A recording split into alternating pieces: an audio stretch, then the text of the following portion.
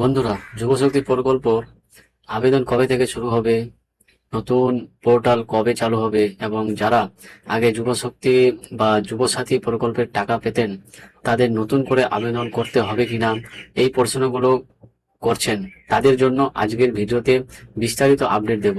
প্রথমে বলে রাখি, যুবশক্তি প্রকল্পে আগের যুবশক্তি যে এবং যুবসাথী প্রকল্পের আপগ্রেডেড ভার্সন হিসেবে বলা হয়েছে। আগের এই প্রকল্পগুলোর উদ্দেশ্য ছিল বেকার ছেলে মেয়েদের আর্থিকভাবে সাহায্য করা। আগের প্রকল্প প্রতি মাসে 1500 টাকা করে দেওয়া হতো, কিন্তু বিজেপি সরকার ভোটে জেতার আগে তাদের নির্বাচনী সংকল্প পত্রে প্রত্যেক বেকারকে মাসে 3000 টাকা করে দেওয়ার কথা বলা হয়েছিল। পরে বাজেটে মুখ্যমন্ত্রী যুবশক্তি প্রকল্পের আর্থিক সহায়তা ঘোষণা করেন। তবে এখানে সবাই 3000 টাকা পাবেন না। যাদের ন্যূনতম গ্র্যাজুয়েশন পাস যোগ্যতা রয়েছে তাদের মাসে 3000 টাকা, এবং যারা মাধ্যমিক বা উচ্চ মাধ্যমিক পাস করেছেন কিন্তু গ্র্যাজুয়েটেড নন তাদের মাসে 2000 টাকা দেওয়ার কথা বলা হয়েছে। অর্থাৎ সবাইকে 3000 টাকা নয়, গ্র্যাজুয়েটেড হলে 3000 টাকা এবং তার নিচের যোগ্যতা থাকলে 2000 টাকা করে প্রতি মাসে। সবচেয়ে গুরুত্বপূর্ণ বিষয় হলো, মুখ্যমন্ত্রী বাজেট ঘোষণায় বলা হয়েছিল অক্টোবর মাস থেকে যুবশক্তি প্রকল্পের আর্থিক সহায়তা দেওয়া শুরু হবে। তাই অক্টোবর থেকে টাকা দিতে হলে তার আগে আবেদন প্রক্রিয়া শুরু এবং অফিসিয়াল নোটিশ প্রকাশ করা প্রয়োজন। যেমন অন্নপূর্ণা প্রকল্পের প্রথমে অফিসিয়াল নোটিশ প্রকাশিত হয়েছিল, তারপর ফর্ম ফিল আপ শুরু হয়েছিল। যুবশক্তি প্রকল্পের ক্ষেত্রেও সম্ভবত একইভাবে আগে বিজ্ঞপ্তি প্রকাশিত হবে। সেই বিজ্ঞপ্তিতে বলা থাকবে কবে থেকে আবেদন শুরু হবে, কবে আবেদন শেষ হবে, কি কি যোগ্যতা থাকতে হবে এবং অন্যান্য প্রয়োজনীয় বিষয়। তাই অক্টোবর মাস থেকে যদি টাকা দেওয়া শুরু হয় তাহলে সেপ্টেম্বরের শেষের দিকে অথবা অক্টোবরের একদম শুরুর দিকে অনলাইন পোর্টাল চালু করা হবে। বিজ্ঞপ্তি প্রকাশ করা এবং আবেদন গ্রহণ শুরু হওয়ার সম্ভাবনা রয়েছে। এই কারণেই আশা করা যাচ্ছে দুর্গাপুজোর আগেই যুবশক্তি প্রকল্পের আবেদন শুরু হতে পারে।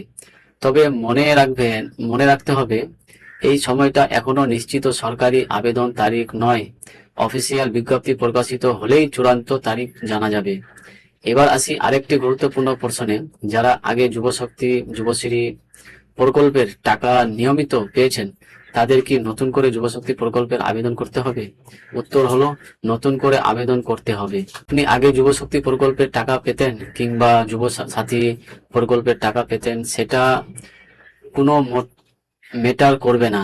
নতুন যুবশক্তি প্রকল্পের প্রত্যেক বেকার ছেলে মেয়েকেই নতুন করে অনলাইনে আবেদন করতে হবে। অন্নপূর্ণা প্রকল্পের ক্ষেত্রেও প্রথমে বলা হয়েছিল লক্ষ্মীর ভান্ডারের বেনিফিশিয়ারি লিস্ট থেকেই অটোমেটিক ভাবে অন্নপূর্ণার নাম উঠে যাবে এবং আলাদা করে আবেদন করতে হবে না। কিন্তু পরবর্তীতে আপনারা দেখেছেন যারা লক্ষ্মীর ভান্ডার পেতেন এবং যারা পেতেন না, দুই ক্ষেত্রেই আবেদন করতে হয়েছে। যুবশক্তির ক্ষেত্রেও নতুন করে আবেদন করতে হবে। তবে শুধু অনলাইনে আবেদন করলেই টাকা পাওয়া যাবে না। আবেদন করার পর তথ্য এবং ডকুমেন্টস যাচাই করা হবে। এই ভেরিফিকেশনের মাধ্যমে দেখা হবে আবেদনকারী সত্যি প্রকল্পের জন্য যোগ্য কিনা। বাড়ি বাড়ি গিয়ে গ্রাউন্ড ভেরিফিকেশন হতে পারে, ফোনে ভেরিফিকেশন হতে পারে, অফিসে ডেকে ভেরিফিকেশন হতে পারে, অথবা অন্যভাবেও তথ্য যাচাই হতে পারে। অর্থাৎ শুধুমাত্র আবেদন করলেই টাকা পাওয়া নিশ্চিত নয়। যোগ্য আবেদনকারীদের ভেরিফিকেশন এর পরেই টাকা দেওয়া হবে। কেউ যদি ভুল বা মিথ্যা তথ্য দিয়ে আবেদন করেন তাহলে হয়তো 1 মাস টাকা পেলেও পরবর্তীতে বাদ চলে যেতে পারেন। তাই আবেদন করার সময় সঠিক তথ্য দেওয়া অত্যন্ত গুরুত্বপূর্ণ। এবার আবেদন থেকে টাকা পাওয়া পুরো প্রসেসটা বুঝে নিন। প্রথমে সেপ্টেম্বরের শেষের দিকে বা অক্টোবরের প্রথম দিকে বিজ্ঞপ্তি প্রকাশ করে অনলাইনে আবেদন শুরু হতে পারে। আপনি অনলাইনে আবেদন করবেন এবং আবেদন করার সময় প্রয়োজনীয় ডকুমেন্টস আপলোড করবেন। তারপর সেই তথ্য এবং ডকুমেন্টস যাচাই করা হবে। এই ভেরিফিকেশন প্রসেসে সময় লাগতে পারে। বাড়ি বাড়ি গিয়ে গ্রাউন্ড ভেরিফিকেশন করা হতে পারে, ফোন করে ভেরিফিকেশন করা হতে পারে, অথবা অটোমেটিক ভাবেও ভেরিফিকেশন হতে পারে। এই ভেরিফিকেশনের মাধ্যমে দেখা হবে আপনি সত্যি এই প্রকল্পের টাকা পাওয়ার যোগ্য কিনা, আপনার বয়স ঠিক আছে কিনা, কোয়ালিফিকেশন মিলছে কিনা, এবং আপনি সত্যি বেকার কিনা, এসব বিষয় যাচাই করা হবে। এরপর ডিবিটি অর্থাৎ ডাইরেক্ট বেনিফিট ট্রান্সফারের মাধ্যমে আপনার ব্যাংক অ্যাকাউন্টে টাকা পাঠানো হবে। তাই যে অ্যাকাউন্টে যুবশক্তি প্রকল্পের টাকা নিতে চান সেই অ্যাকাউন্টে ডিবিটি অ্যাক্টিভ থাকা গুরুত্বপূর্ণ। আপনারা চাইলে আমাদের চ্যানেলের আগের ভিডিওগুলো দেখে নিতে পারেন, যেখানে বাড়িতে বসে ফোন থেকেই ডিবিটি করা যায় কিনা, অন্য ব্যাংকে ডিবিটি ট্রান্সফার করা যায় কিনা, এবং ডিবিটি করা আছে কিনা কিভাবে চেক করা যায় এসব দেখানো হয়েছে। যে ব্যাংক অ্যাকাউন্টে টাকা নিতে চান সেই ব্যাংক অ্যাকাউন্টে আধার এবং কেওয়াইসি বা প্যান কার্ড লিঙ্ক করে রাখা এবং অ্যাকাউন্ট অ্যাক্টিভ রাখা গুরুত্বপূর্ণ। আর এখানে একটা পরামর্শ থাকবে, অন্নপূর্ণা প্রকল্পের আবেদন করার সময় অনেকেই বিভিন্ন ধরনের ভুল করেছিলেন। সেই ভুল থেকে শিক্ষা নিয়ে আপনার একটি মেন মোবাইল নম্বর ব্যবহার করা ভালো।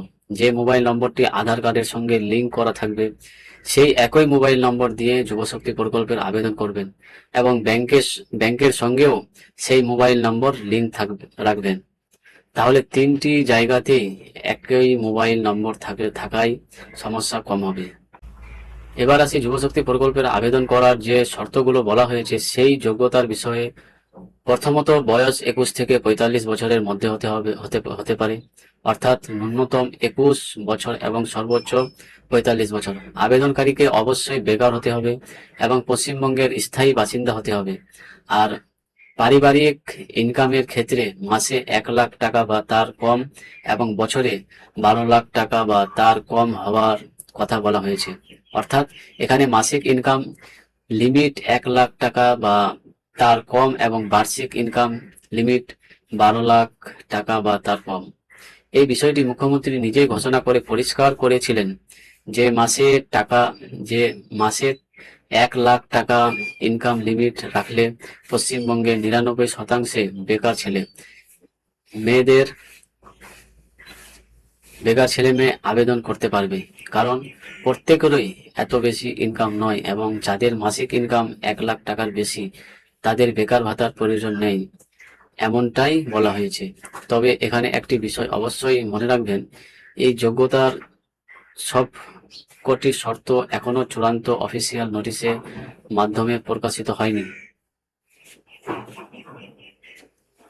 এই তথ্যগুলো আমরা মুখ্যমন্ত্রীর ঘোষণার পাশাপাশি আগের যুবশক্তি প্রকল্পের যে ধরনের আবেদন প্রক্রিয়া ছিল সেগুলোর সঙ্গে মিলিয়ে বলছি। তাই অফিসিয়াল নোটিশ প্রকাশিত হলে সেই নোটিশের চূড়ান্ত যোগ্যতার শর্ত দেখতে হবে। অন্নপূর্ণা প্রকল্পের মতো এখানেই সব যোগ্যতা একসঙ্গে না এসে ধাপে ধাপে প্রকাশিত হতে পারে, তাই আবেদন করার আগে অফিসিয়াল নিয়ম দেখে তারপর আবেদন করবেন। তাহলে পুরো বিষয়টির সংক্ষিপ্ত সারাংশ হলো, যুবশক্তি প্রকল্প রাজ্যের সেই সমস্ত বেকার ছেলে মেয়েদের জন্য যারা এখনো কোনো কর্মসংস্থান করে উঠতে পারেনি, কোনো পার্মানেন্ট জব বা গভর্নমেন্ট জব করেন না, অথবা কোনো বিজনেস নেই। এই প্রকল্পের মাধ্যমে আর্থিক ভাতা নিয়ে ভবিষ্যতে চাকরির ফর্ম ফিল আপ করা, পড়াশোনার জন্য বই কেনা, অথবা নিজের কর্মসংস্থান তৈরি করার সুযোগ হতে পারে। সেটা প্রাইভেট জব হোক, গভর্নমেন্ট জব হোক, কিংবা নিজের বিজনেস।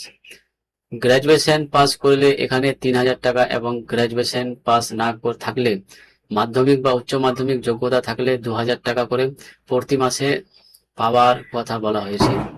অ্যাকাউন্টে টাকা পাওয়ার জন্য ডিবিটি এর এবং আধার, প্যান ও ব্যাংক অ্যাকাউন্টের সঙ্গে প্রয়োজনীয় লিঙ্ক থাকা গুরুত্বপূর্ণ।